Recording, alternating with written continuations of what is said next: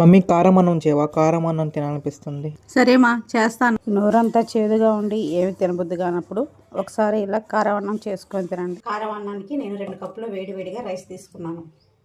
ఈ రైస్లోకి సరిపడినంత ఉప్పు తీసుకోవాలి. గుడ్డు కారం 1 స్పూన్ తీసుకోవాలి. మనం వంట చేసుకునే నూనె 1 స్పూన్ తీసుకోవాలి. అన్నానికి మొత్తం బాగా కలుపుకోవాలి. కారం మొత్తం రైస్ కలుపుకున్న తర్వాత తాలింపు పెట్టుకోవాలి. 1 స్పూను ఆయిల్, ఆవాలు 1 స్పూన్, జీలకర్ర 1 స్పూన్, శనక్కాయ పప్పులు, తాలింపు మొత్తం రైస్లోకి కలుపుకోవాలి. శనక్కాయ పప్పులు వేసుకున్నాం కాబట్టి రైస్ తినేటప్పుడు నోటికి బాగా రుచిగా బాగా తగులుతూ ఉంటాయి. మధ్య మధ్యలో ఉల్లిపాయలు కట్ చేసుకొని ఉల్లిపాయలతో ఈ కారం అన్నం తింటుంటే చాలా బాగుంటుంది. పవన్, కారం అన్నం ఇదిగోమ్మా. ఓకేమా.